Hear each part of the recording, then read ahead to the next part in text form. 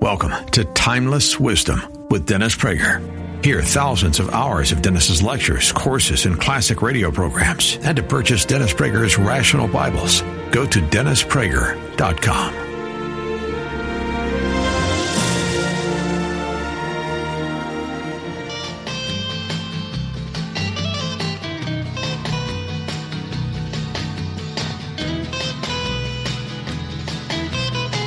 Here it goes, everybody. It's the happy hour. Yes, it is. Hello, my friends. The happy make the world better. The unhappy make the world worse. Therefore, it is a moral obligation to act happy, if not be happy. It is. It is. It is. Oh, yes, it is. Oh, yes, it is. Yes, it is. Oh, yes, oh, yes, oh, yeah. Great lyrics, eh? It's the happy hour. I don't sing much on the radio. And there are very apparently valid reasons for that. I don't have a bad voice, and I don't have a great voice. I am in the fat part of the bell, on the bell curve of voices.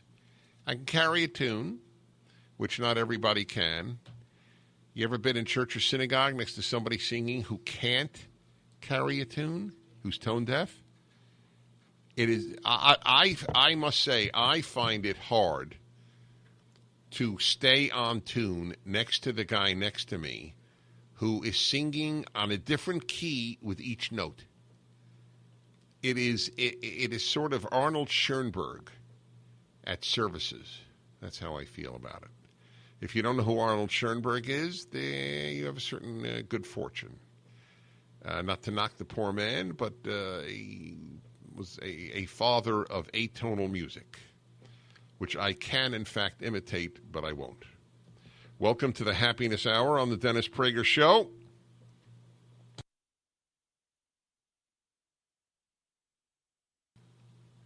And we do this every Friday. The second hour of the show is devoted to happiness.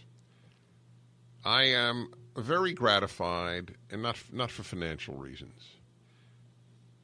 I am very gratified that my book on happiness continues to be a good, you can't say bestseller. No book is a bestseller for, let's see, how many years? 15 years. But it's a very good seller. Happiness is a serious problem. I have had to work through these issues, and the culmination is this show, my lectures on happiness, and the book. Today's Valentine's Day. How often does Valentine's Day fall on Friday? Not often. And so, as a result, I'm going to talk to you about happiness and love. The very fact that I even mention them makes this for a certain seriousness. The human being, the normal human being, there are truly psychopathological ones, but the normal human being wants to be loved. It's an interesting issue, the whole love issue, by the way. It's very interesting. That, like every other thing in life, there is nothing that can't be distorted and ultimately unhealthy. The human being wants to be loved, I said. But here's a problem. If you want to be loved by everybody, you won't lead a good life. And you won't do what you need to do in your positions. If a parent's primary aim is to be loved by his or her children, the person will not be a good parent. If a teacher's primary aim is to be loved by his or her students, they will not be a good teacher. And I think most of all, if a national leader aims to be loved by all of his or her people, then there will be failure in that department. The time that we should most want to be loved, the people we should most want to be loved with are peers.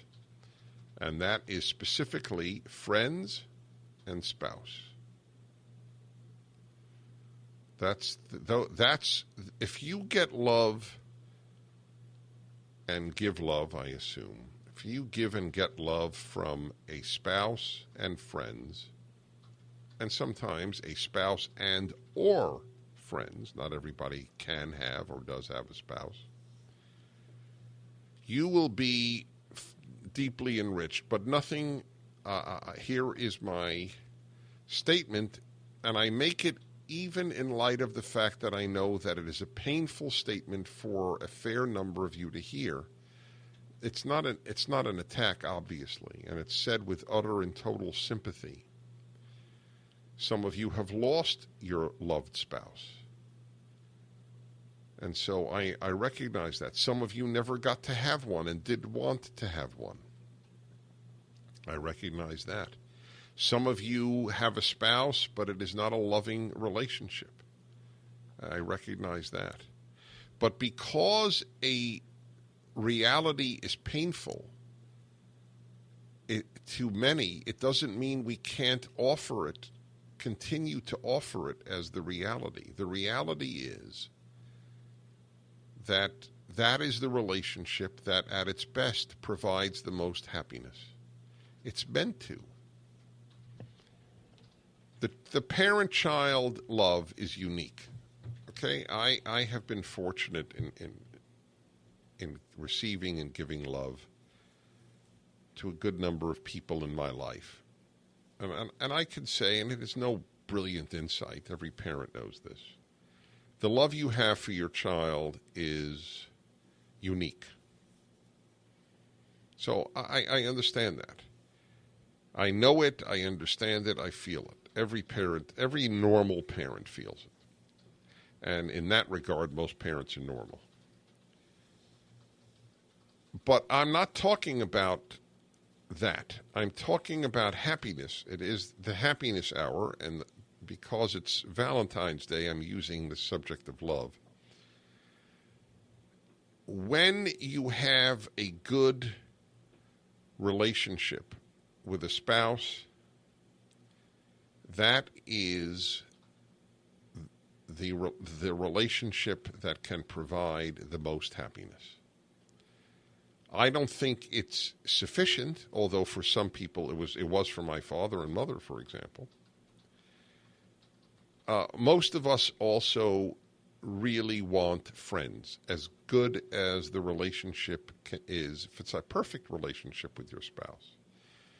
The richness of friendships with other couples, with other individuals, and I usually specify of the same sex, is also of incomparable importance to happiness. But primus inter pares, first among equals, is the relationship with your spouse. You're not presumably sleeping with your friends. You're not with them as much time. The intimacy is the brilliant biblical word for intercourse between husband and wife is to know. I don't think it is ever used. It is not used for non-married people who have relations that says they lay with, but not they knew. And Adam knew his wife, Eve. That knowledge is only available in marriage, that in the spousal relationship. So if you get that right, you are a very fortunate human being. And if it's really bad, I wouldn't even say up and down. If it's really bad, it's very hard for you to have a happy life. One of my two favorite composers, and I am very, very involved in classical music, is Haydn, the father of the symphony, the father of the string quartet, the father of the sonata, piano sonata. He is unbelievable. I love his music. He had a terrible marriage. He was deeply in love as a young man. He was very self-conscious. He didn't think he was at all able to attract women. He didn't think he thought he was particularly not good looking, for example. He fell in love with a girl, a beautiful girl who fell in love with him. And he was extraordinarily happy for a very short period of time. But her parents wanted her to become a nun, and so she was sent to a convent. And then the parents said to him, so marry her sister. And her sister was the opposite of the girl who went into the convent. This girl should have gone into the convent. Their marriage was so bad that what I am about to tell you will sound unbelievable. She actually would take some of Haydn's musical manuscripts and wrap fish with them. He was not happy at home, although his music is the happiest classical music written. 1-8-PRAGER-776, reflecting on love on this Valentine's Day Happiness Hour.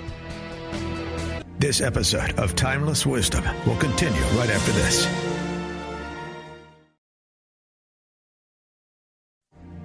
Now, back to more of Dennis Prager's Timeless Wisdom.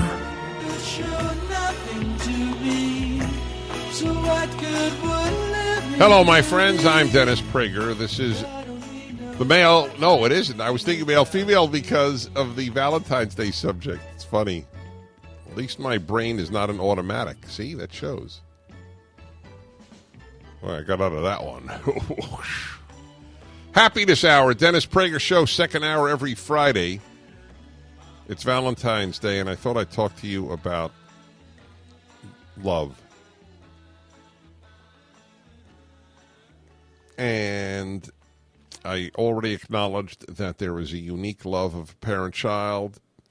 There are many forms of love. The love of close friends. But there is the possibility of a relationship. We're talking here, and I don't deny other existences of love relationships, but overwhelmingly we're talking about man-woman love. And if you have a spouse that you love like this and who loves you back, you're very fortunate. And we should raise children to understand that this is going to be their greatest source of happiness and how important it is to choose right. So if you have discovered that, or you might disagree with me, might say there are things that are tied with it or even things that supersede it. But it would be nice, given it's the happiness hour and we're talking about spouses, it would be nice to talk about the joy that yours gives you. If you could express it. Look, the happiness hour before Mother's Day, we talk about mothers. The happiness before Father's Day, we talk about fathers. What is it, once in how many years? Or, twice in 20 years or twice in 15 years, whatever, that a Valentine's Day and a happiness hour day, a Friday, will coincide. So talk to me, be eloquent about the source of joy that if you've lost that person even, I'm prepared to hear. I think it's good for people to know this. I read in the first hour of the show, I read a piece in the Wall Street Journal. By the way, the phone number is 1-8-PRAGER-776. This is your chance to give to a national audience a sort of verbal Valentine to the love of your life, if you have a love of your life. Not everybody does. 1-8-PRAGER-776, 877-243-7776. I read an article in today's Wall Street Journal, a woman saying, young women, you ought to shop around for a husband while you're in college. It's the time you will be in the company of the most quality men in your life in terms of numbers, and you'll get a lot more happiness out of that if you choose right than you will even out of a career, which of course is true, especially for women, for most women. Nothing is true for everybody. The other day, I met a woman the mother of someone who I have known for years. And the woman I knew, she lost her dad, so I met her mother. I had met her only once or twice in my life. So it was just actually a little over a week ago or 2 weeks ago, that her husband died after, I think, about 60 years of marriage, 50 or so, 50, 60 years of marriage. Without seeking sympathy, without complaining, I asked her how you are and said, well, to the effect, how can I be? I lost my best friend of 50 years. And I know from my father, who was with my mom for 72 years. No, 73 years. 69 married, 4 before that. 73 years. The loss is incalculable. Incalculable. When I was a kid, I was preoccupied with the big issues. I just was. I was born with a very, very, and still have, a kid's spirit, but I always had an adult's thinking. I just thought about heavy-duty stuff from an early age. I remember reading somewhere that the loss of a child is the most searingly painful, but the loss of a spouse in a good marriage is the most constant loss, or I remember the words, but it had its unique element of pain, which is true. We don't want to admit this because we live in a stupid age that doesn't want to acknowledge how vulnerable and how ultimately, in the best sense, dependent we are. I'm a pretty strong guy, but I'm dependent on my wife. And vice versa. I mean, she's a tower of strength. But if you have something beautiful, and my life has not been easy in that way, but it is blessed now. You have something very special in life. But we don't want to acknowledge it because, women have been told, a woman without a man is like a fish without a bicycle. It's the antithesis of the Valentine's Day message. Fish don't buy bicycles, flowers on Valentine's Day. So young girls are taught from a very early age, you don't need a man. Now, why would they be told such a lie? Of course they need a man. Every man I know acknowledges he needs a woman. There's something wrong with you if you're a woman, you don't need a man. And I'm not talking about gays right now, but if you are the overwhelming majority of women, the 97% who are straight, and you believe you don't need a man, you have been told you don't need a man. And some have that nature, and I'm not going to get there. I'm not going to go. If you have to say anything that fits every human being, you will never say anything. All right? For most people, nuts are good for them. Did you know that? Nuts are a very healthy source of protein, for example, and good fat. On the other hand, they kill some people. So should we stop saying nuts are good for you? Have some nuts? Yes, we need the other sex. That's correct. I'll take your calls. Valentine's Day Happiness Hour. I'm Dennis Prager. Anybody want a peanut? This episode of Timeless Wisdom will continue right after this.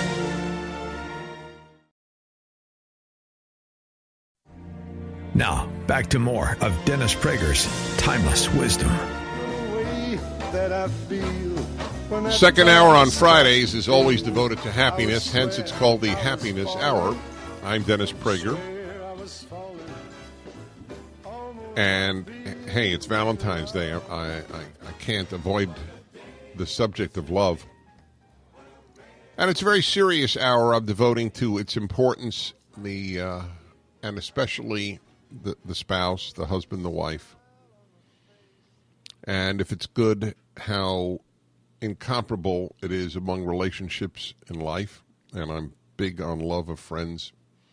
And I spoke about the uniqueness of a love for children, obviously. But that's where it is. And I know that there are faith traditions that do not allow for or deeply, deeply discourage, and I acknowledge that. But putting aside for a moment theology, it's hard to imagine that it was God's vision for people to live in a terrible marriage for their whole lives.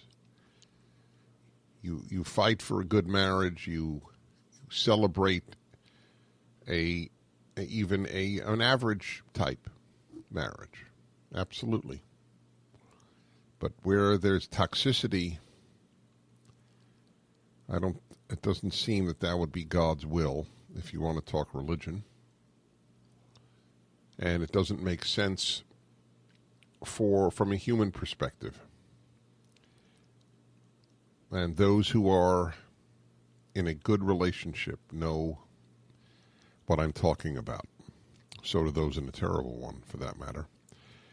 Heather in Gilbert, Arizona. Dennis Prager, hi. Hello, Heather.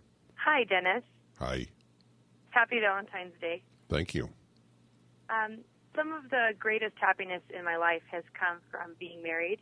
It's also the greatest challenge, and the happiness my spouse has brought me really has been in his being patient with me and allowing me to learn how to fully love or more fully love him. And he's also given me 3 children and is a wonderful father to them. So those are my greatest joys in life, being able to continually work on a relationship. We work really hard at it, and it has brought me tremendous happiness.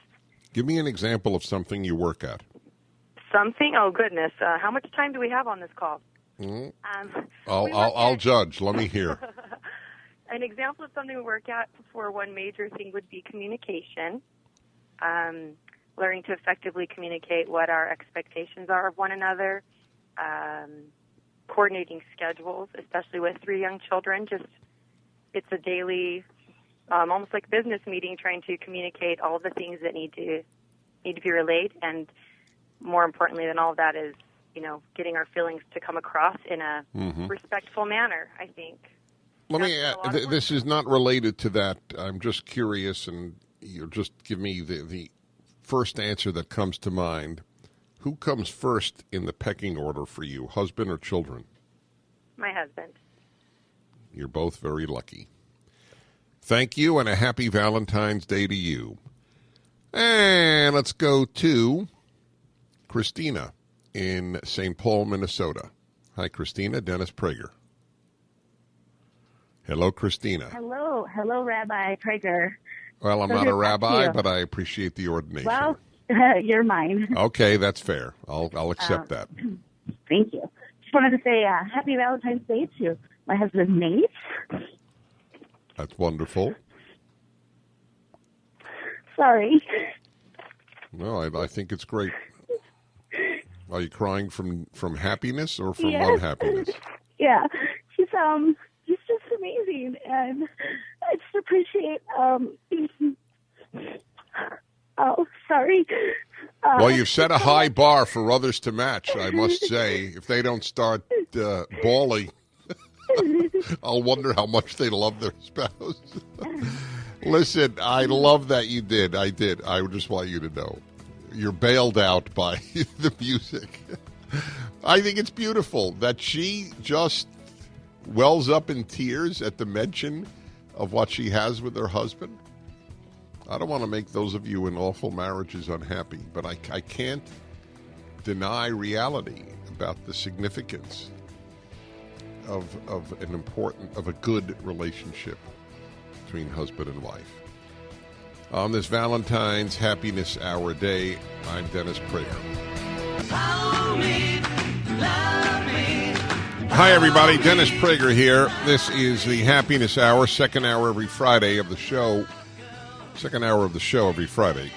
It's better English.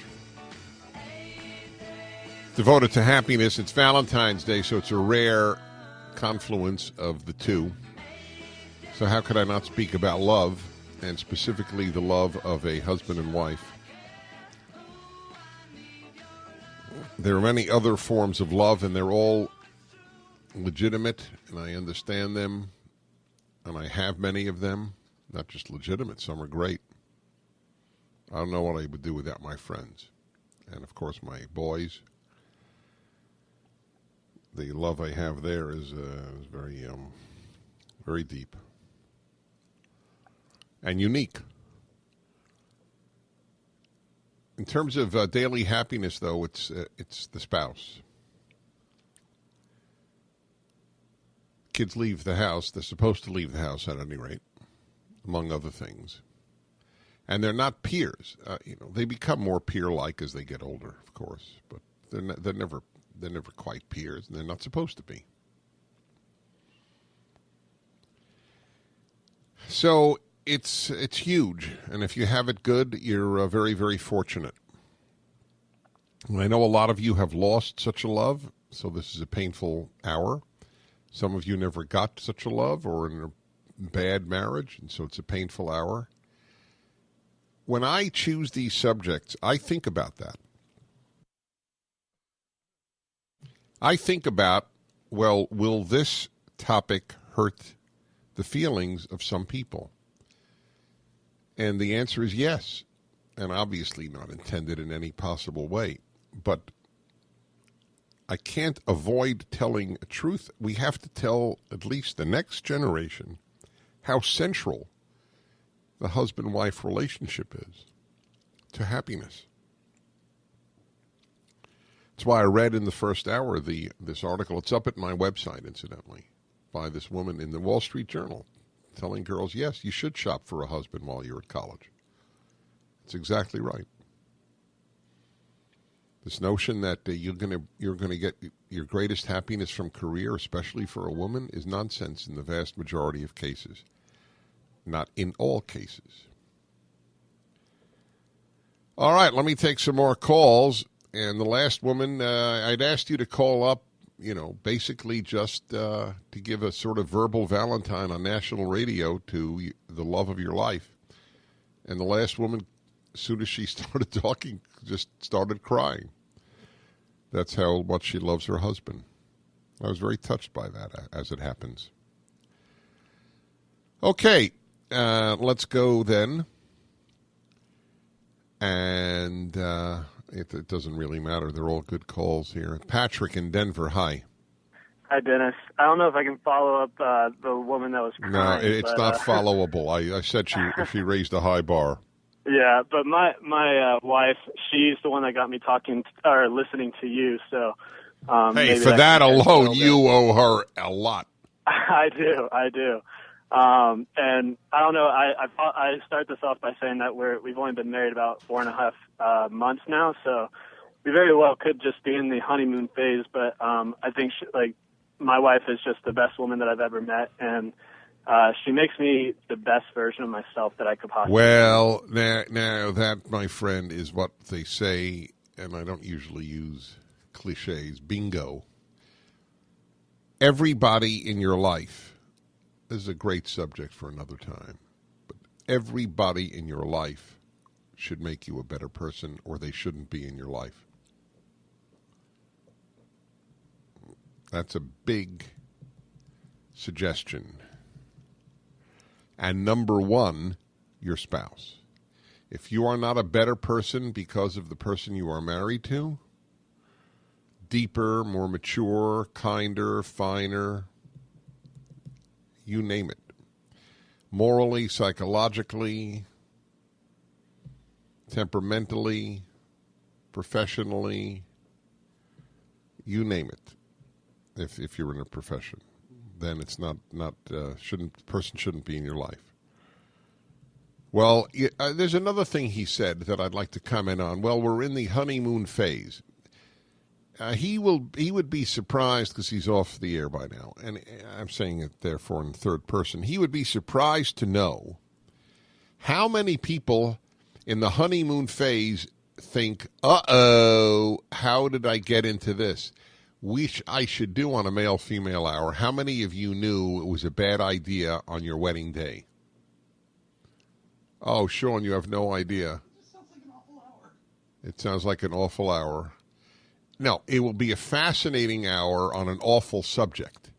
That's the way you should have phrased it. All righty, let's go on here. And Susan in Calabasas, California. Is that Pumpkins, California? Is that correct? Susan? Whoa. Susan going once. Susan going twice. Susan. Dennis, hello? Where were you, Susan? You know, I have to admit, I had the mute button on because I was listening and didn't want to disturb the call. So I apologize for that. That's all right. Thank God I did going once, going twice. So you're in. Thank you. You're in. By the way, Sean says that is the closest anyone ever came. So you hold some sort of record. You tell Triple G I love him. You know what? Too many people love him. It's going to his head, and I don't want. I will not tell him. All right. Well, I just wanted to call in for two reasons. One, to tell you what a wonderful, wonderful husband I have. We will be married for 40 years this That September. means you got married at 21. Yeah. Well, actually, with the months differential, I was just turning 22. But yes, I was young. Very young. Yeah. All right. Hold on. I want to hear. I want to hear it because I said, you know, so often we talk about difficulties in marriage on the male-female hour. It's Valentine's Day. Let's have some ode to male-female love today, okay? It needs it. We'll be back in a moment. Happiness Hour, Dennis Prager Show. This episode of Timeless Wisdom will continue right after this.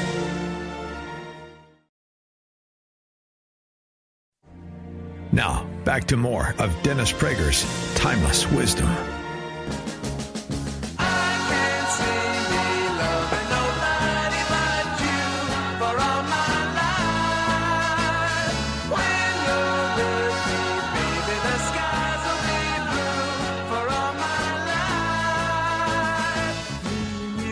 Hi, everybody. Dennis Prager here with the coincidence of Happiness Hour and Valentine's Day. I'm talking about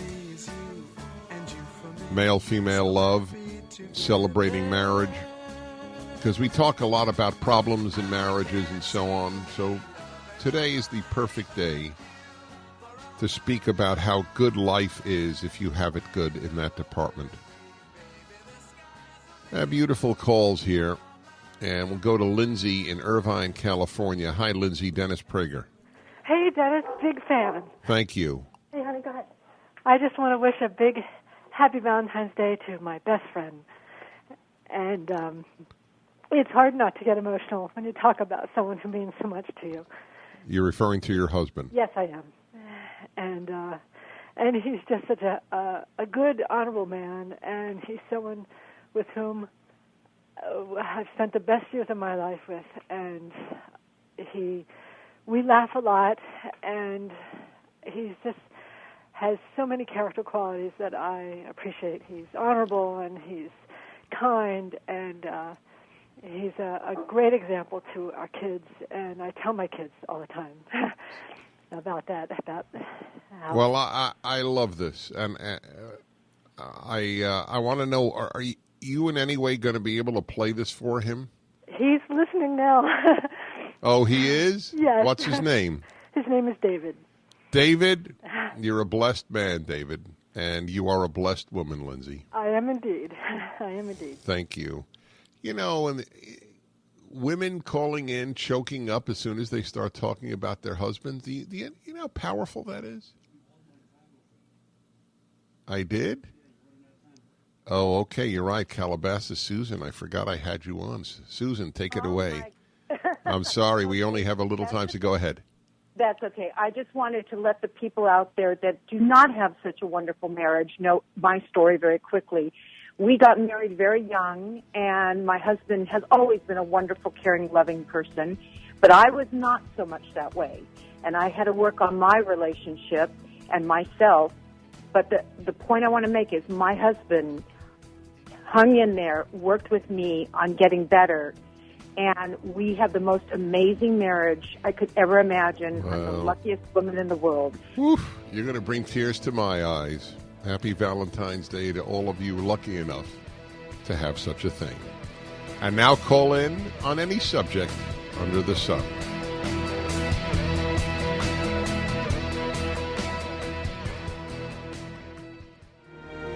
This has been Timeless Wisdom with Dennis Prager.